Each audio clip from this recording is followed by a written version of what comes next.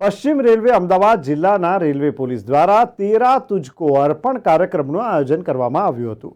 પશ્ચિમ રેલવે અમદાવાદ જિલ્લાના railway police સ્ટેશનોમાં recovery કરવામાં આવેલ કુલ 33 લાખ ઉપરનો મુદ્દામાલ તેરા તુજકો અર્પણ કાર્યક્રમ અંતર્ગત પોલીસ અધિક્ષક પશ્ચિમ રેલવે અમદાવાદનાઓ દ્વારા ફરિયાદીઓને રૂબરૂમાં પરત સોંપવામાં આવ્યો હતો।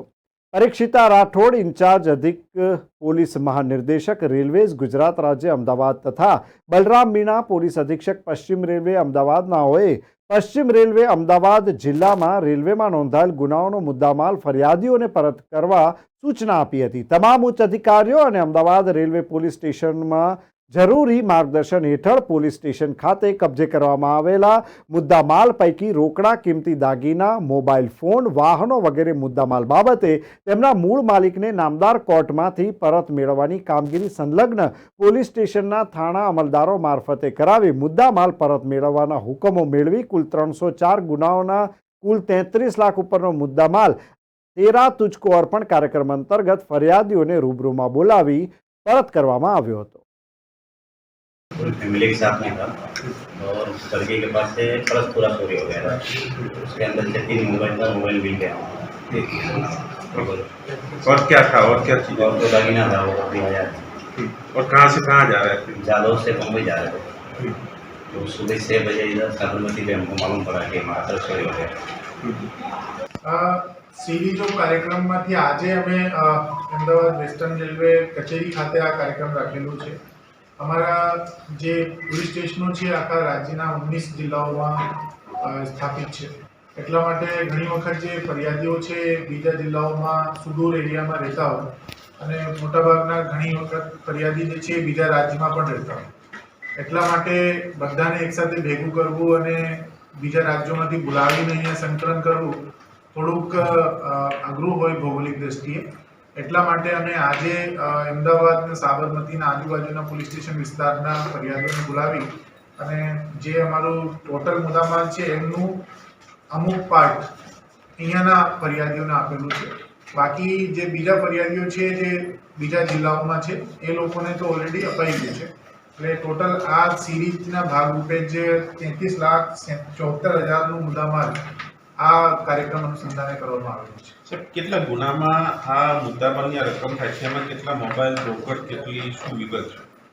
એમાં રોકડા રૂપિયા લગભગ 2,60,000 જેટલા છે અને મોબાઈલ ફોન જે છે એમની કિંમત લગભગ 20 લાખ જેવી છે અને સોના ચાંદીના દાગીના જે છે એ 12 લાખ જેટલા છે, ટોટલ 33 લાખમાં। અને ગુનાઓ લગભગ 300 જેટલા ગુનાઓ છે। સર, આ ગુનાઓની પેટર્ન પણ હશે, ચોરી થવાની પેટર્ન હશે, કેવા પ્રકારની સૌથી વધારે કયા રાજ્યના લોકો સાથે વધારે પ્રકારના બનાવ? એમાં એક જ રાજ્યના સ્પેસિફિક ફરિયાદી હોય એવું તો નથી બનતું, કેમ કે ટ્રેનો બધા રાજ્યોમાંથી આખા દેશમાંથી અમદાવાદ આવતી હોય, પરંતુ પેટર્નના દ્રષ્ટિએ આપણે જોવા જઈએ તો અમે એનું મેપિંગ કરેલું છે।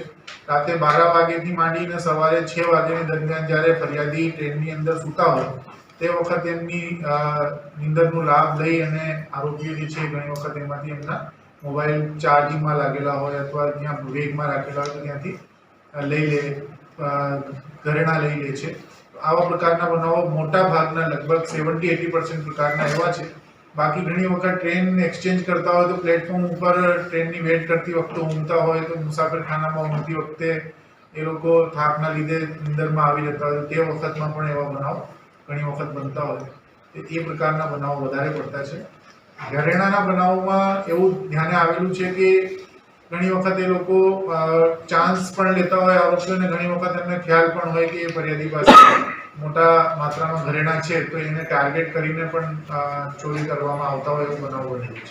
કોઈ પ્રસંગ હા, હવે થોડોક સમય લગભગ 3-1 મહિના પહેલા એક બનાવ એવું બનેલું હતું જેમાં એક રાજસ્થાનના દંપતી હતા, એમની પાસે લગભગ 13.5-14 લાખના ઘરેણા હતા અને એ લોકો આંધ્રપ્રદેશથી રાજસ્થાન લગ્નમાં ગયા, એટલે પરત આવતી વખતે સાબરમતીમાં ઉતર્યા અને પછી રેલવે સ્ટેશન અમદાવાદ ટ્રેન પકડવા જતા તે વખતમાં 2-3 મહિલાઓ એમની પાછળ જ હતી ઘણી વખતથી અને એ અમે આઈડેન્ટિફાઈ કરી સીસીટીવીના આધારે અને પછી એ આરોપીઓ પકડાઈ પણ ગયા, મહિલાઓ આરોપી તરીકે, અને એમની પાસેથી તમામ 14.5 લાખના જે ઘરેણા છે એ પણ કબજે કરવામાં આવ્યા. અચ્છા, ગત વર્ષનો આંકડો 3.5 કરોડ ઉપરનો ખૂબ વધારે કહી શકાય છે. એટલે એવું કહી શકાય કે આ ગુનાઓની સંખ્યા વધી રહી છે.